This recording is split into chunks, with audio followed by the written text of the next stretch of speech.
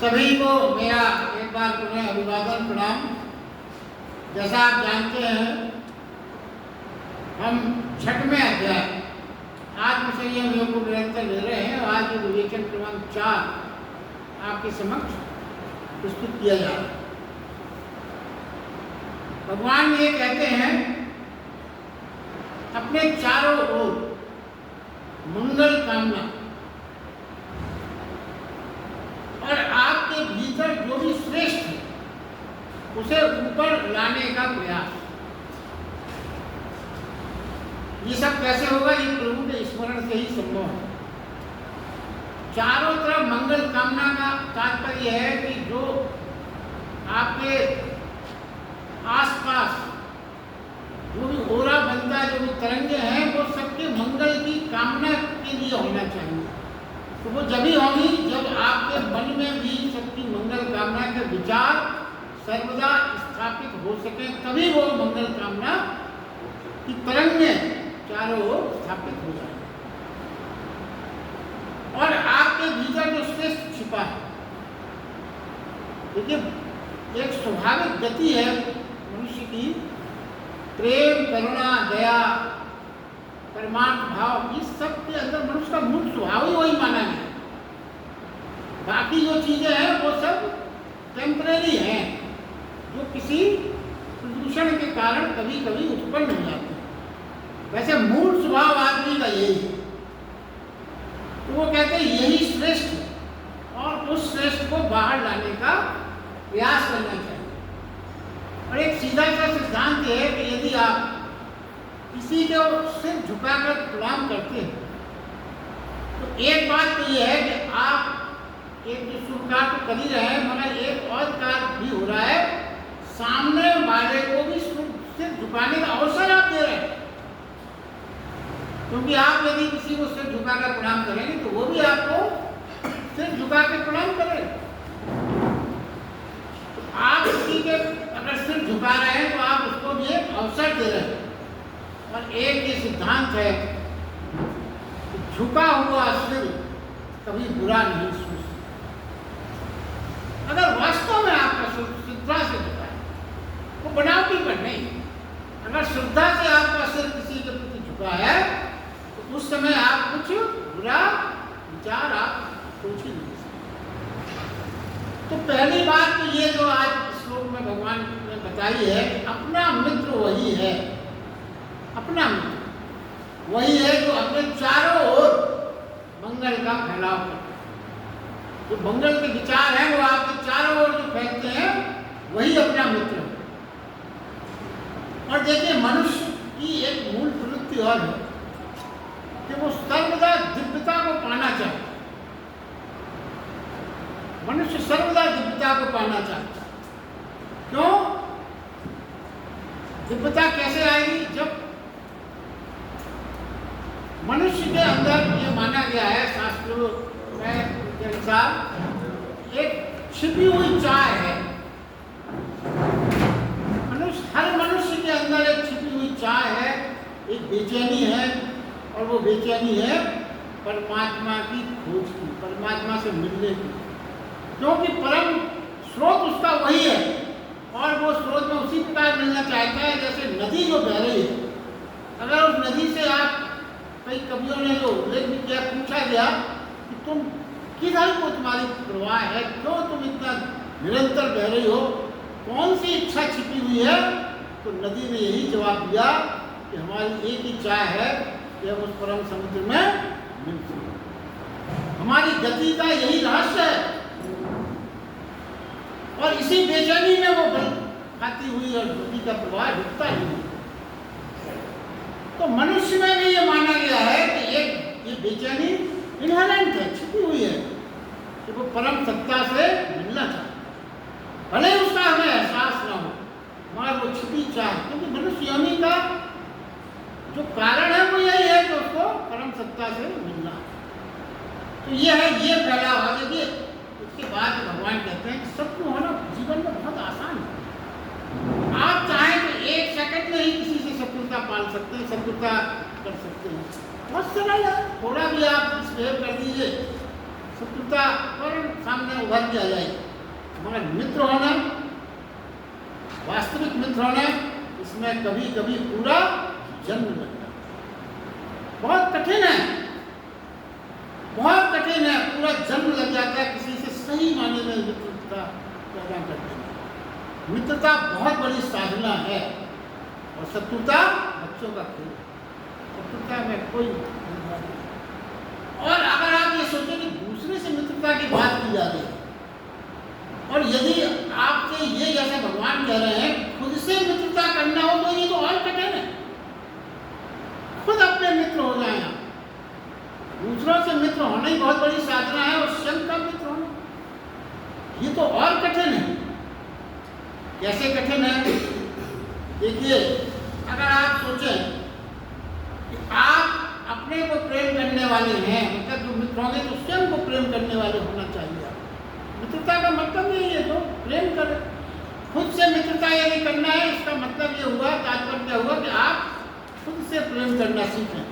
तो जब आप खुद से प्रेम करना की भावना से आप खुद के मित्र बनेंगे तो फिर क्रोध कैसे कर सकेंगे? क्रोध के भाव उत्पन्न ही नहीं हो सकते। कोई नशे की चीज लत आप कैसे अपने में बनवा सकते, क्योंकि आप खुद के अपने मित्र हैं। तो आप उस नशे की आदत से अपने आप को कैसे ढाल सकते हैं? वो तो आप उससे दूर ही रहेंगे। विचार फिर आप कैसे कर सकते?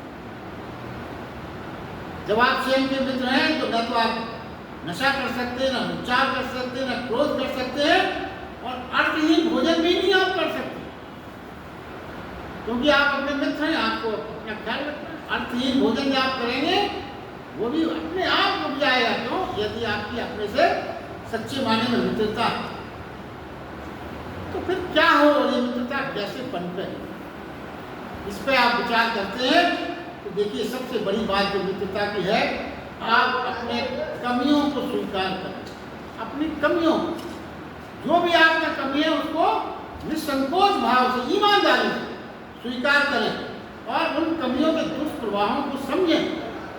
क्या क्या दुष्प्रभाव हो सकते हैं? तो सूत्र क्या है भगवद गीता का? स्वीकृत मुक्ति है। स्वीकृति, यदि आपने अपने दोषों को मान लिया, स्वीकृति है तो मुक्ति है।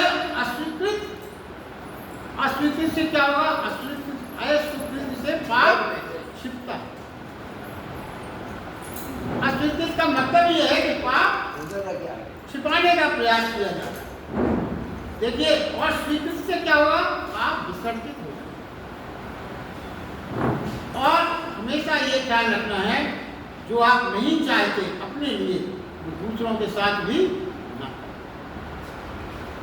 वह जो आप कृपया दूसरों के साथ ना करें, जो आप चाहते हैं कि ये व्यवहार हमारे साथ ना हो, उसका मूल तरीका ये है कि आप दूसरों के साथ भी वो व्यवहार करें।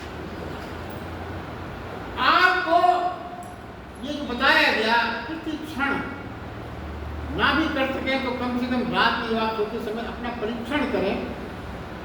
क्या परीक्षण करें कि हमारी जो आज की दिनचर्या रही, उसमें हम अपने मित्र बनते रहे या शत्रु बनते रहे?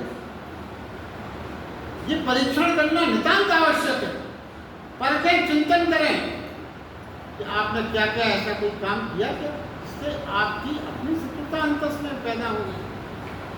और एक बात ये सिद्धांतिक रूप से समझ लें, ना तो इस दुनिया में कोई, ना कोई लोक में, ना स्वर्ग की और नरक की परिकल्पनाएं, सिर्फ परिकल्पनाएं। वो सारे स्वर्ग और नरक हम अपने लिए स्वयं निर्मित करते, सीधा सा सिद्धांत है। और जब हम अपने लिए खुद नरक निर्मित कर लेते हैं, और उस निर्मित नरक से जो हमें परेशानियां होती हैं, कष्ट मिलता है, तो फिर हम चीखते हैं, चिल्लाते हैं, क्या कहते हैं? मेरा भाग्य खराब है, मैं बड़ा अभागा हूँ, भगवान मेरा ध्यान दे। अरे मगर ये बात सही माने कि ये परिस्थिति कैसे बनी? ये परिस्थिति आपने स्वयं बनी। इसके बाद आगे भगवान कहते हैं, इंद्रियां और शरीर को जो जीता, वश में किया, तो इंद्रियों और शरीर को जो जीता जिसने, वही अपना मित्र है। और इंद्रियों और शरीर को जिसको वश में नहीं कर पाया, वो अपना शत्रु।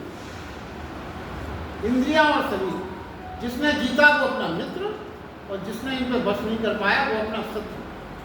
तो इंद्रियों और शरीर को जीता और बस में किया, इसके लिए कुछ सिद्धांतिक रूप से बात को समझना पड़ेगा। पहली बात जो बहुत सूक्ष्म रूप से और बड़ी स्पष्ट है, शरीर और इंद्रियों का जो कहा गया उसमें मालिक वही हो सकता है जो शरीर और इंद्रियों से अपने को अलग माने। क्यों? मालिक कैसे होंगे आप? हम उसी के मालिक जो होते हैं जो हमसे पृथक हो, वरना मालिक कैसे हो सकते हैं? तो बड़ा मैथमेटिकल सिद्धांत है। तो यही तो चूक जाते हैं, हम अपने शरीर से अलग मान ही नहीं पाते। वहाँ इसमें तो यह कि आप इंद्रियों और उसको शरीर को मालिक बनना चाहते हैं, तो पहले तो आपको पृथक होना पड़ेगा, अलग हो, आप अलग हो, एक ही हो गए तो काय का मालिक आना। देखिए, जो पिछली बार में कहा गया था, सारे ज्ञान का और सारी आध्यात्मिकता का प्रथम सूत्र यही है कि स्वयं को शरीर से अलग माने।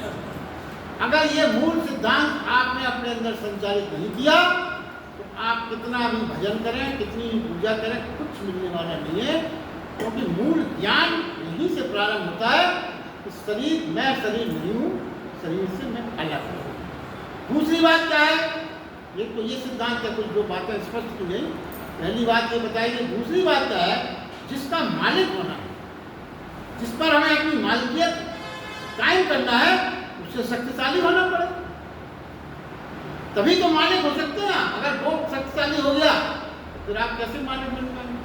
तो आपको उससे शक्तिशाली होना पड़ेगा। तो इंद्रियां और शरीर यदि आपसे शक्तिशाली हो गई तो आप उसके पीछे पीछे दौड़ते हो। जैसा अभी चल रहा, इंद्रियों ने कुछ इच्छा की, आप चल दिए पीछे, शरीर ने कुछ डिमांड किया, आप पीछे चल दिए। तो जिसके ऊपर आपको मालिकाना करना है उसके तो पीछे पीछे आप घूम रहे हैं। तो नौकरों के आप पीछे पीछे घूमोगे तो मालिकियत कैसे करें? देखिए, बहुत सरल चीजें हैं। अगर इसको मूलतः समझा जाए कहीं कोई कठिनाई नहीं। मालिक तो वो है जिसके पीछे नौकर चले, तभी तो आप मालिक हैं। और आप नौकरों के पीछे खुद दौड़ रहे हैं, वो जहाँ ले जाना चाहेगा आप चले जा रहे हैं, तो आप थोड़ी मालिक रहे। तो शरीर और इंद्रियां यदि आपको अपने पीछे पीछे खींच रही है फिर मालिकाना हक का प्रश्न नहीं है। तो क्या है? ये मूलतः ही है, शरीर शक्तिशाली हो आपको, और फिर तभी होगा जब आप उनको आदेश देने की स्थिति में हो, तभी वो आपका कल्याण होगा, वरना कोई कल्याण की कोई संभावना नहीं है। तीसरी बात क्या है? इंद्रियों और शरीर को उपकरण समझें, और होता क्या है, हम उसको आत्मा समझ लेते हैं। तो मलकियत फिर कैसे रहेगी? हमने उसी को आत्मा समझ लिया, शरीर और उससे अलग ही नहीं समझा। तो उपकरण कैसा? उपकरण समझने का मतलब क्या है? आप माँ पिता माने कि आत्म रूप में आप शरीर में बैठे हैं। जैसे आप कार में बैठे, कार चल रही है मगर आप कार तो नहीं, कार तो उपकरण है, आप बैठे हैं, रोज कार में हो, आप इससे अनुभव कर सकते हैं। वैसे ही आप शरीर रूपी उपकरण में विराजित है। भोजन शरीर में जा रहा है, आप में नहीं जा रहा है, आप अलग हैं। साक्षी रूप में उसका स्मरण हमेशा रखना है, जब शरीर से अलग होने का भाव पैदा होगा। और हमेशा ये माने, भगवान कहते हैं इंद्रियां दुश्मन नहीं है, जैसा हम हमेशा मान रहे हैं। उनको कभी गाली मत देना, उनको कभी बुरा भला मत कहें इंद्रियों को। क्यों? वो आप आज्ञा ही ना दें, मौजूद हो ना है तो उनका क्या कसूर? आप तो कुछ भी करने को आप उन्हें आज्ञा देते हो, तभी वो उसका पालन करते हैं। गलत काम कोई इंद्रिय अपनी इच्छा से थोड़ी कर सकती है। आपके विचार पैदा होते हैं, आपकी इच्छा जागृत होती है, उसके अनुसार फिर वो एक्टिवेट होती है। उनका क्या दोष है? आप उनको दोष कभी मत दें। इंद्रियां मित्र हो जाती हैं यदि आप मालिक हो।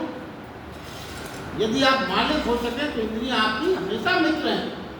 वह तो माँ की साथ देती है, आप स्वर्ग की ओर जाने को कहेंगे तो वहाँ ले जाएंगी, और नरक की ओर जाने के लिए तो वहाँ ले जाएंगे। इंद्रियां दुश्मन कब हो जाती हैं? जब आप मालिक ना रहें, तो इंद्रियां आपकी दुश्मन हो जाएंगी। मालिक ना होने से शत्रुता बन जाती है, और मालिक हो गए तो मित्रता बन जाती है। यही मित्र और शत्रु होने का मूल सिद्धांत है। आप इंद्रियों के मालिक हो गए तो मित्र हो गए, और जहाँ मालिक आप न रहे वो मालिक हो गई तो शत्रुता हो गई। एक बार यदि आप घोषित कर सके कि मैं पृथक हूँ, तो इंद्रियां कल तक जो आपको गुलामों की तरह खींचती थी, वो छाया की तरह आपके पीछे खड़ी हो जाती। देखिए मालकियत हुई तो सुख घटित हो, क्या होगा? मालकियत यदि आपकी घटित हो गई इंद्रियों के प्रति, शरीर के प्रति, तो हमेशा जीवन में सुख घटित, और मालकियत थी तो हमेशा अशुभ घटित। ये बहुत सरल सिद्धांत है, इसमें कहीं कोई इसमें मत नहीं, और हमें कभी समझ ही नहीं आता कि हमारे जीवन में अशुभ क्यों घट रहा है। हम हमेशा कुछ इसी में भ्रमित रहते, क्यों हो गया ऐसा, क्या हो गया ऐसा, क्या हो गया, भाग्य खराब हो गया, उसने कुछ कर दिया। कोई कुछ नहीं करता, जो कुछ भी है सिर्फ हम ही अपनी शत्रुता अपने प्रति पालने से ही सब चीजें। देखिए शरीर और इंद्रियां जिसके बस में नहीं है तो क्या होता है, उसकी हालत क्या होती है? इंद्रियां कुछ कहती हैं, शरीर कुछ कहता है, मन कुछ कहता है, और अंदर की आवाज हम सुनी। अब देखिए क्या चक्कर क्या है, देखिए वो एक बहुत सरल उदाहरण से समझे। शरीर, मन, इंद्रियां सब अलग अलग होती है तो क्या हालत होती है? शरीर कह रहा है कि भाई देखो पेट पूरा भर गया है, अब गुंजाइश नहीं है, अब खाना मत डालो इसमें, नहीं तो बुरा हाल हो जाएगा हमारा। मगर स्वाद इंद्री मन क्या कहता है, इतने स्वादिष्ट मिठाई रखी है, थोड़ी सी और खा लेते, कब कब मिली पता नहीं, अब ये आज तो बिल्कुल सब फर्स्ट मिल रहा है। मन करता है नहीं नहीं और खा। अब मन अलग के सोच रहा है, शरीर अलग सोच रहा है, और आपके अंतर मन में इतनी शक्ति नहीं है कि आप किसका साथ दें। कभी आप शरीर के साथ हो जाते हैं, कभी मन के साथ हो जाते हैं, तो फिर क्या होता है कि फिर तो भगवान ही माने कि फिर क्या कहा, वो तो वैसा ही हो गया जैसे पुराने जमाने में रथ में 4-4 घोड़े रहते थे, और अगर मालिक जो सारथी है वो सो जाए तो एक घोड़ा इधर जाएगा, एक घोड़ा इधर जाएगा, एक उधर जाएगा, मन मर्जी है हर घोड़े की, जहाँ जिसको जाना चाहे। तो रथ का क्या हाल होगा, इसकी आप परिकल्पना कर सकते हैं ठीक से। अब इसके बाद जो एक अगला श्लोक है वो अपने आप में बहुत महत्वपूर्ण है, और उसको अगर अपन ने समझ लिया तो बहुत सी बातें समझ में आ सकती हैं। देखिए संक्षेप में इसका विवरण हम आपके समक्ष रखने का प्रयास कर रहे हैं। भगवान ने 7वें श्लोक में ये कहा है, सुख दुख में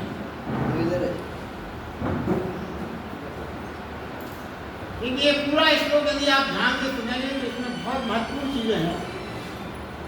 सुख दुख में, प्रीत कर अप्रीत कर में, सफलता असफलता में, मान सम्मान में, यश अपयश में, यानी जीवन के समस्त द्वंद्वों में जिसकी आंतरिक स्थिति डामाडोल नहीं होती,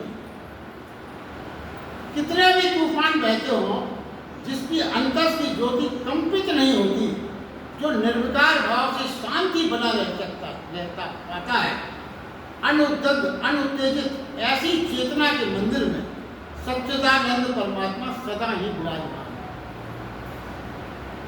है। ऐसा श्री कृष्ण ने इस श्लोक में अर्जुन से कहा। अब यहां कुछ बातें विचारनी है। ये अवस्था कब बनी?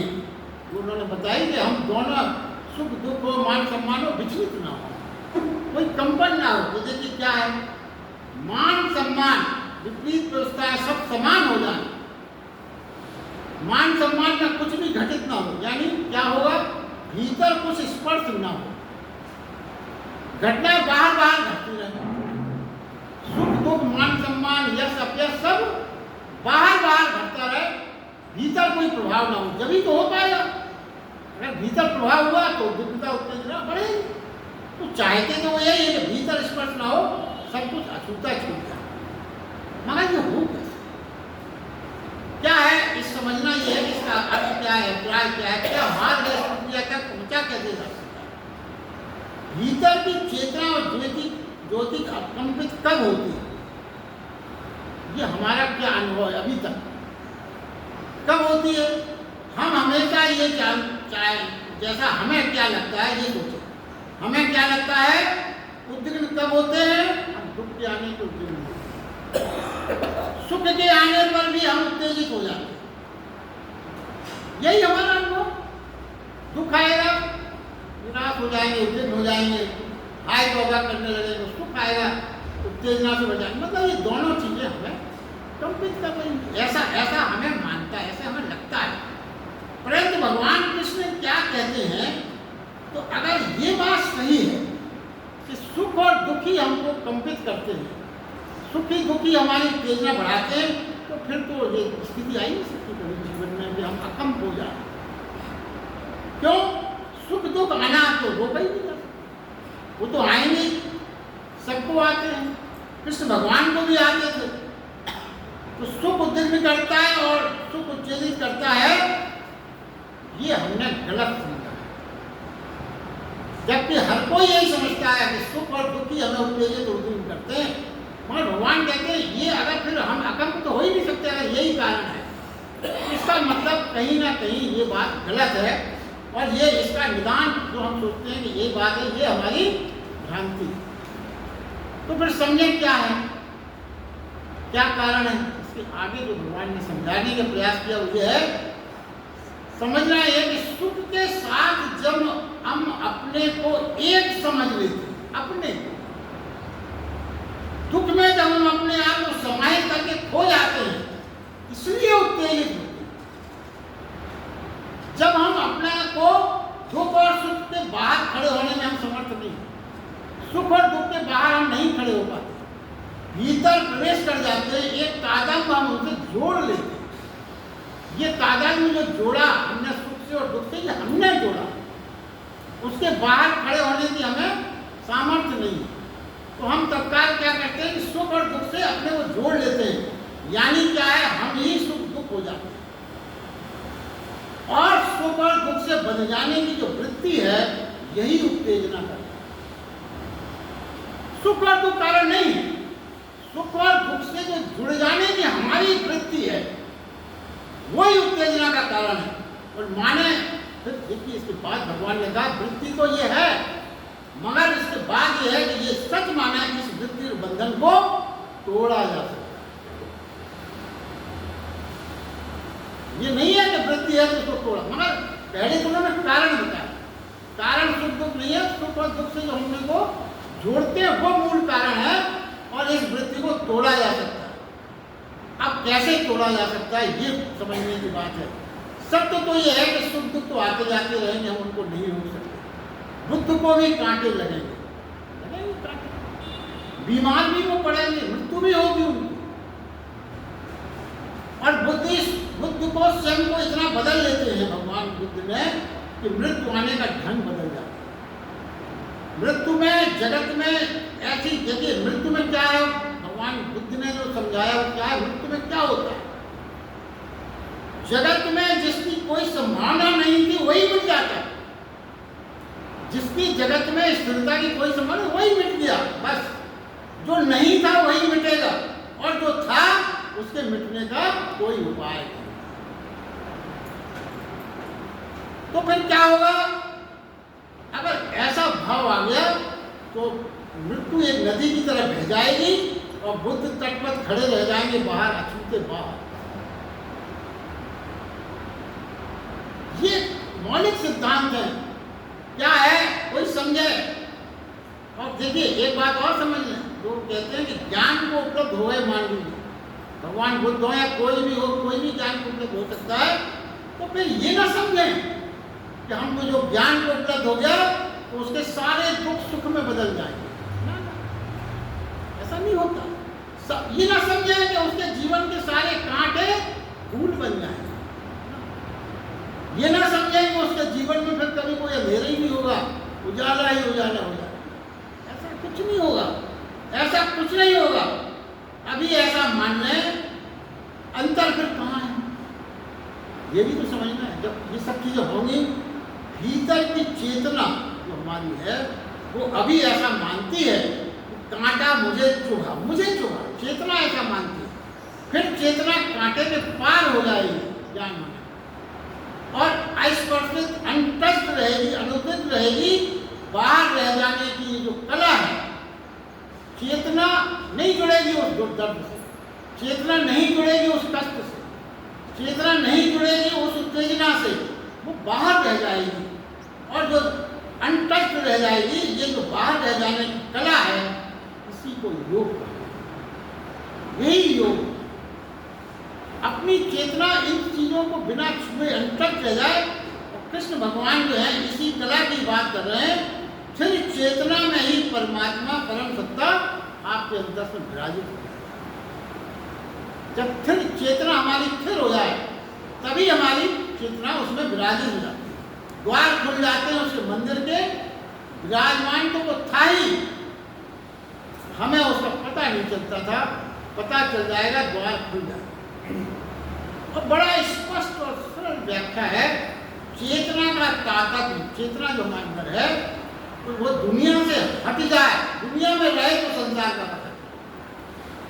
चेतना को यदि हम अपनी दुनियादारी से जोड़ेंगे तो सब कुछ संसार का पता लगेगा। और चेतना दुनिया से हट जाए तो परमात्मा, बहुत सरलता से समझा जा सकता है। चेतना को आप संसारिक चीजों में लगाएंगे तो संसारी संसार है सब जगह, और इसका एकदम से नहीं हटती है। चेतना का तो अभ्यास संसार से जुड़ा रहना है। चेतना एकदम परमात्मा में हट जाए, दुनिया से हट जाए, अचानक नहीं होगा। वो ये कहते हैं प्रारंभिक कैसे करें, चेतना तटस्थ हो जाए, तटस्थ। तो परमात्मा का पता चलना प्रारंभ हो जाए, पहले आपको तटस्थ होना पड़ेगा, ना उधर ना इधर। तो मनुष्य की स्थिति क्या है, वो सरलता बीच में है। एक और है संसार, एक और है परमात्मा। परमात्मा की ओर हमारी दृष्टि रहती है, हमेशा हम उसकी तरफ पीठ करके खड़े रहते हैं। दृष्टि कहाँ रहती है, संसार। एक जैसे पुल में आप खड़े, एक तरफ परमात्मा, एक तरफ संसार, आप पुल में संसार की तरफ दृष्टि करके खड़े हुए, परमात्मा की तरफ आपकी पीठ है।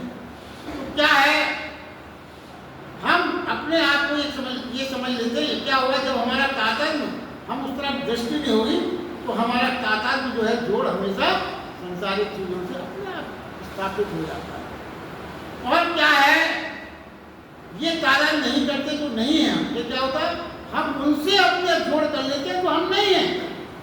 और जो हम हैं परमात्मा की मूल अंग, उससे हमारा जोड़ी नहीं पता, क्योंकि हम उसकी तरफ दृष्टि नहीं करते। ये भूल हो जाती है हमसे, और ये भूल नहीं है जिसको भगवान ने कहा ये भ्रांति है। क्यों, भूल तो होती जो एक से हो, भ्रांति का होती है जब पूरा समूह वो काम करने लगे तो फिर वो क्या है, भ्रांति। पूरे समूह से, मनुष्य के होने के ढंग से, पूरी जाति से, पूरे समूह से सभी ये भूल करते हैं, इसलिए भ्रांति मानी। देखिए क्या है, गीता, भगवद गीता हमने पढ़ी, सुनी, प्रवचनों में खूब पढ़ा, क्या समझा, कई बार अपन भी चर्चा कर रहे हैं, सुख दुख में समबुद्धि रखना चाहिए, कितनी बार पढ़ा। तो क्या है, पर देखिए जरा, पढ़ लिया समझ लिया तो होगा क्या, कभी आपको कांटा चुभा और कष्ट आया तो सारी गीता भूल जाएंगे और पैर पकड़ के यही कहते मुझे काटा, सब भूल जाओगे। क्यों, ऐसा इसलिए होता है, गीता हम बुद्धि से पढ़ते और ऊपर ऊपर है, और भ्रांति जो है तादाद की वो अचेतन मन में गहराई से सुनाई, इसलिए ये हो जाता है। अब भ्रांति का कारण समझें। देखिए अब भ्रांति क्या, भ्रांति है कि हम शरीर से जुड़ जाते हैं, ये हमारी भ्रांति है, उससे अलग होना, ये तादाद में टूट जाता। अब ये देखिए ये तादाद क्यों नहीं टूट पाता। अब ये जो है सबसे जरूरी बात है जो अपन प्रारंभ करने जा रहे हैं। पहली बात ये समझे कि दुख और सुख को हम शरीर से न जोड़े, यही बात है। तो ये भ्रांति का कारण क्या है, ये समझे। भ्रांति का कारण पहले तो ये समझ ले, भगवान ने कहा दुख इसका कारण नहीं है। हाँ, इस भ्रांति का कारण दुख नहीं है। हम शरीर को समझते हैं अपना, ये जो भ्रांति है इसका कारण दुख बिल्कुल नहीं है। क्यों, क्योंकि ये बात दुख के समय आप मानने को बहुत आसानी से तैयार हो जाएंगे कि हम नहीं हैं। क्यों, आपके पैर में कांटा लगता है, कोई कह दे कि शरीर को लगा, मुझे नहीं लगा, उसको लगा, आप कारण मान लोगे, कहीं तो रिलैक्स हो रहा है भाई, अलग कर लोगे आप। बीमारी आती है, कोई आपका बीमार शरीर होता, आप थोड़ी बीमार होते, आपको थोड़ी तसल्ली मिलेगी, चलो भाई मान लो, फौरन मान लेंगे। मौत आती है, कोई कहे तुम्हें थोड़ी आई मौत, ऐसा ऐसा, आप फौरन मान लो, अमर है आपका, ठीक है, हमें थोड़ी मौत। दुख में ये सब कुछ मानने को आप राजी हो जाओ, इसका मतलब कठिनाई दुख से नहीं, वहाँ तो आप मानने को तैयार हैं, कठिनाई सुख से। यही बात जो गीता की है इतनी जबरदस्त है कि इसको अगर आप कोई समझ ले तो क्रांति हो सकती है। कठिनाई दुख से नहीं है, कठिनाई सुख से। सुख में मैं नहीं हूं ये मानने को हम कभी राजी नहीं होते। सुख में मैं नहीं हूं कभी राजी नहीं होंगे। आप गले में फूल की माला पड़ी तो मुझे डालिए, नहीं कर सकते आप। सम्मान कोई करे तो मेरा सम्मान होगा, फौरन आप मान लोगे। यशोगान हुआ तो आप क्या कहोगे, मेरा यशोगान। उस समय आप अपने आप को अलग नहीं कर सकते। और उसी क्षण यदि कोई आपके गले में फूलों की जगह जूता की माला डाल दे तो आप फौरन अलग कर लोगे। मुझे मैं थोड़ी हूँ, मैं अलग, ये तो दुष्ट है आदमी, मैं मेरे तो गुण हैं और मेरे अंदर जो माला डाली गई थी, फूलों की माला डाली गई थी, मेरे गुणों के कारण डाली गई थी। ये मेरे गुणों को जानता नहीं है, ये तो मैं इससे अपने आप को अलग करता हूँ। फौरन आप अलग कर लो।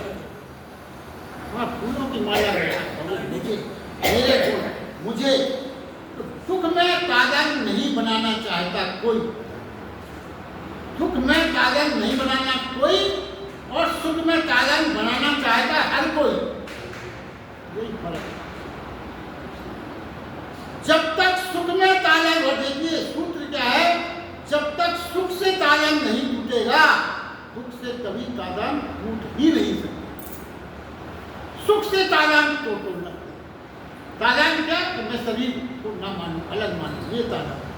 तो दुख, अगर सुख से तादाद नहीं टूटेगा तो कभी आप दुख से भी नहीं टूटेगा, लाख आप कोशिश करते हो। जब तक सम्मान से न टूटे अपमान से भी नहीं।